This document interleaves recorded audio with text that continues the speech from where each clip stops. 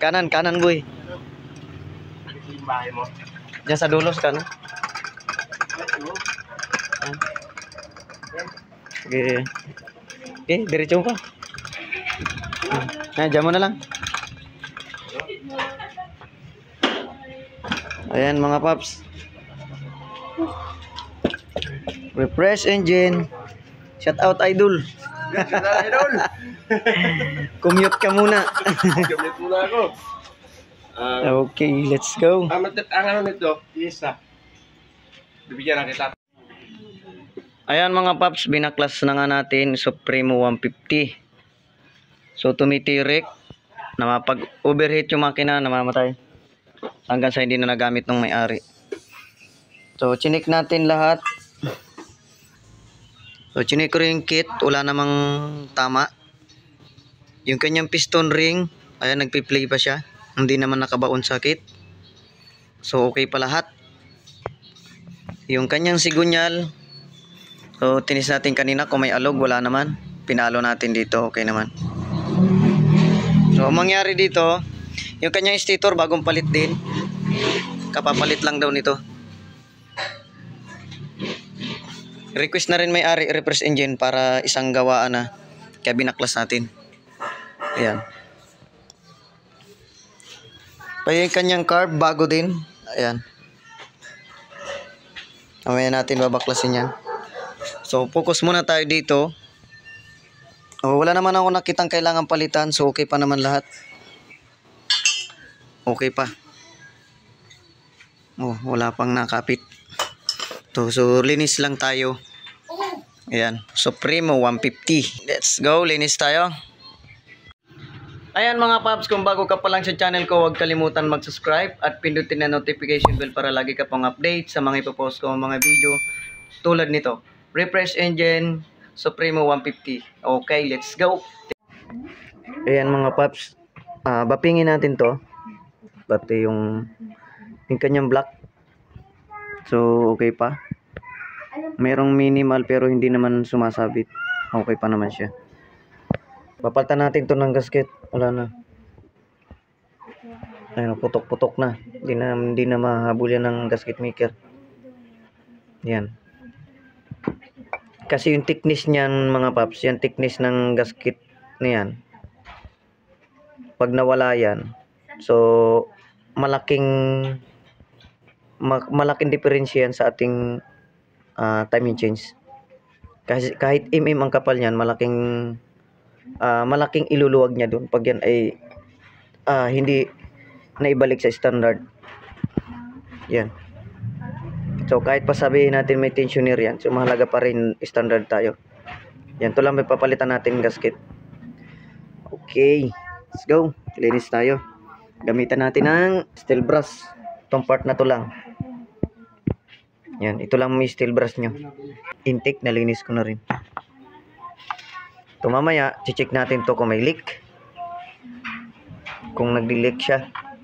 So pag inasimbol natin mamaya, check natin yan. I-ano natin to, grinding compound na rin tong isa na to. Kasi kita na may part na may team. So may namamagitan na siya ng dumi. Itong intake, okay pa. Ito lang medyo na. Lusot. Okay, let's go. Ayan mga paps, may napansin ako dito. Ayan. Ito, gasket. So bumara siya sa daanan langis. Kung papapansin nyo yung black sa likod, may awang, may hukay. So itong gasket na ito, humarang. O ibig sabihin, na-shoot sa kanal. Ayan Ganyan nakalagay. Yan. Kung titingnan nyo yung kapares nito dito sa ating makina. Ayan itong butas na to. Butas na yan. Ayan Diyan lumalabas ang langis mga paps. Ayan. Papunta ng dito. Papasok dito sa shafting na to. Yung sarad na to. Kaya pag bumara dyan yung ating gasket, hindi aakyat yung langis hanggang pataas. So paano magkakaroon ng lubricant yung ating rocker arm tsaka yung ating timing change. So dahil dyan, ito naging problema. Ayan, ito. So yung bearing, sumama na sa pag-ikot ng rocker arm to. Dito kasi siya. Ayan. So, stopper siya dito. Ayan. So, magtataka ka bakit may gas-gas o nakayod na. So, hindi natin ito pwedeng baliktarin. Pwedeng baliktarin, pero pag mangyari ulit, kung titingnan mo yung thickness nung nabawas, ayan, di makita masyado. Ayan. Yung thickness na kinain, so, same na ng thickness ng natitira. Kaya kung babaliktarin mo to, at mangyari ulit, mas delikado na. Sasayad na ang ating timing change bracket sa gilid ng ating cylinder head. So, delikado na. So, papalitan din natin to. Ayan o. Kinain na nitong bearing. Pero yung bearing, okay pa naman. Yun ang problema nito. Pero yung ibang parts naman, wala namang tama. Ito lang napansin kong, yan, okay pa yan. Oh. Wala pang hukay. Ito, wala pa rin, oh. Okay pa siya. Ito, lagi nyong i-check. Pag maglalagay kayo ng gasket, ingatan nyo to na hindi mabarahan. Napaka-importante nito. At ayan na nga mga paps, malinis na yan lahat. Ayan. Cylinder head cap. Cylinder. Black. Ayan, nilinis na rin natin yan. Lahat yan, iniyog natin, pati rocker arm. Ayan, chinik natin yan. Kung lahat ay may tama. Ayan, pati yung piston kit, piston ring, ayan, pati yung rocker arm housing. Ayan, lahat. Ayan, proceed tayo sa pag-assemble. So, sa lahat ng baklas ko, ang issue lang is ito. At yung bumarang gasket na nadurog na nakapalaman na dun. Sa daanan lang is pakyat ng cylinder head. Kaya ang dahilan, overheat ang taas. Buti napacheck agad ng ating customer para hindi na lumaki ang gastos. Ito lang bibili natin, gasket plus langis for change oil. Ayan. Let's go.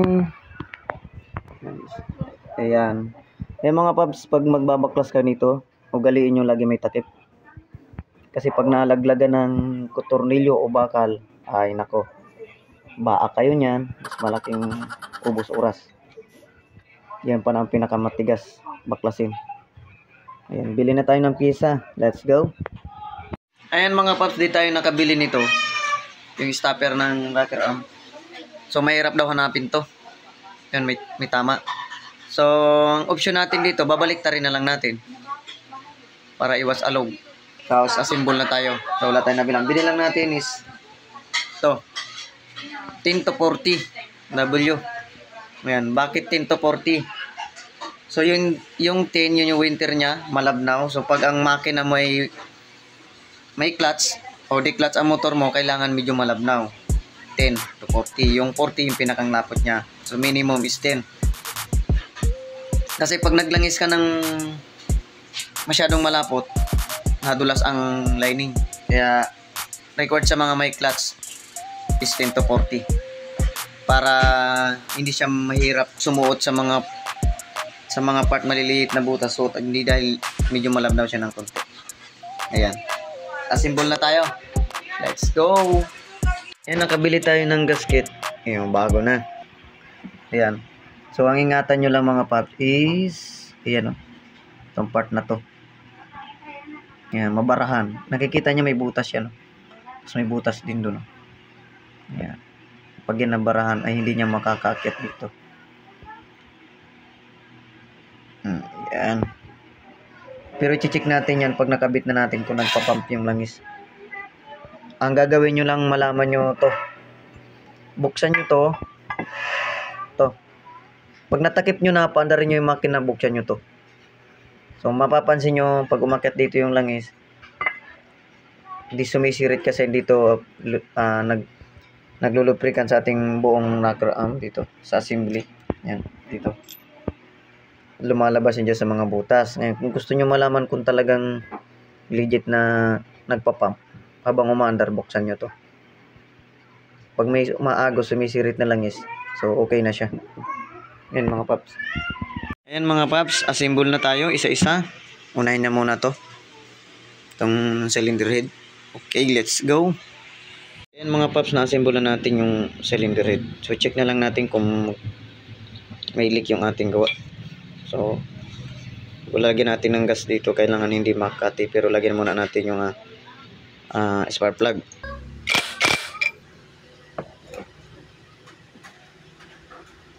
Ayan. Try na natin. Yung iba dito nilalagyan sa loob. So dito naman tayo sa ibabaw. Yan. Kailangan hindi makakati yung ating inilagay.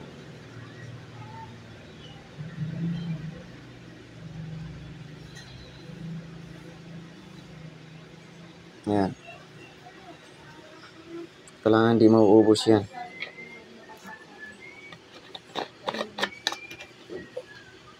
Ayan mga paps, nakakain na tayo ng tanghalian. So pagbalik natin, okay pa rin.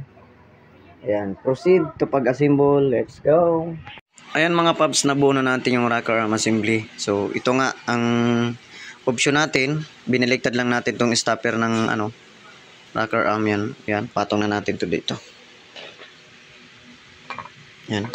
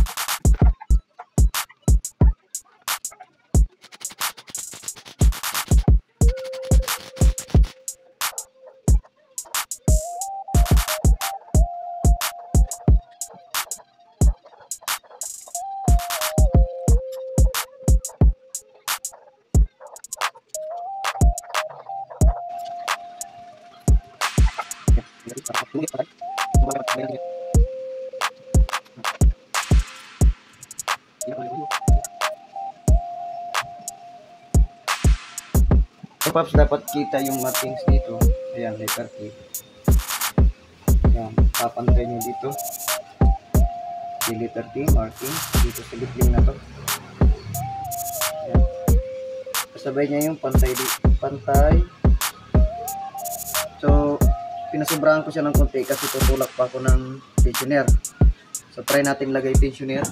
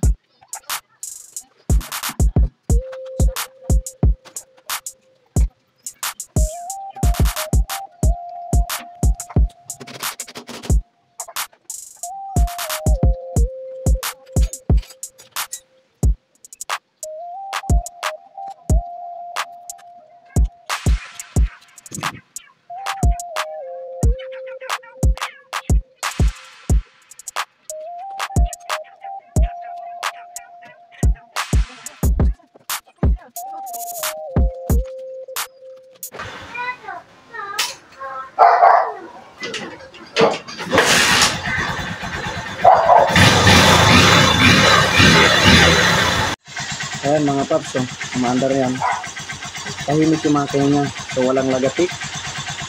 So maganda, wala ka maririnig na pahiktik. Ayan. So, wala pang battery yan. Yung battery natin. Ayan. Ayan mga paps. So yung kwako niyan, tinanggal ko muna.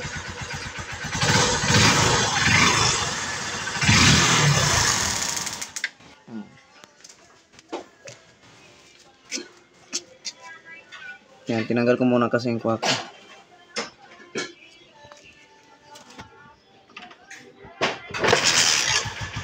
One click.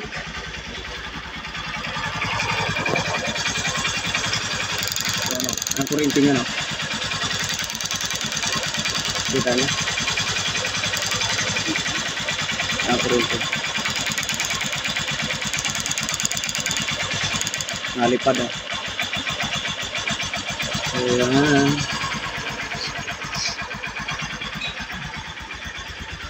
Ayan mga paps, pagkatapos natin gawin yung motor, siyempre ikakarwas natin yan bago kunin ang may-ari. Yan, para satisfy naman.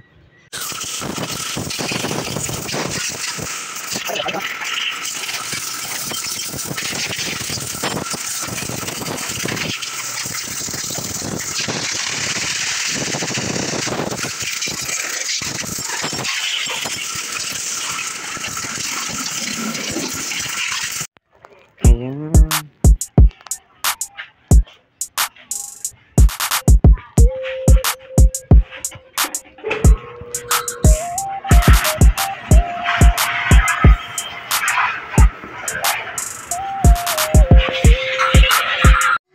Ayan mga paps, bagong ligo na. So bibiswan pa natin yan pag natuyo. Para namang solid. Yan idol, anong masasabi mo? Ayun, thank you, idol. Anong Oh, sample nga, sample. One click lang, idol. Oh. Baka mapahiya ko eh. Thank you, idol. Salamat Yeah. sa paggawa sa akin mo to. Ayun. Price naman tayo ulit nito. Maglambat. Subscribe nyo sa YouTube channel niya. Gamaw TV. Yan, mga Gamaw idol. TV. Ayan. Masipag itong mangisda. Ngayon, bawal eh. Gawa ng malakas ng alon. Sa ano? Sa lawa, sa pamatik. Ayan. Subscribe nyo, Gabaw TV. Banin pa. Ayan. Sipag yan mag-TikTok. Ayan, kukunin na. Bye-bye. Bye-bye. Thank you, idol. Oh, pak. Oh, tampot ko ng cambio.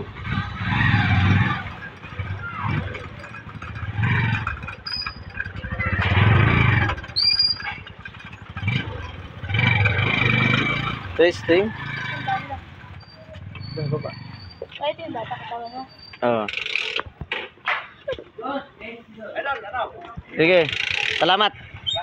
Sa ulitin ulit. Nandalaw sa'yo. Sige.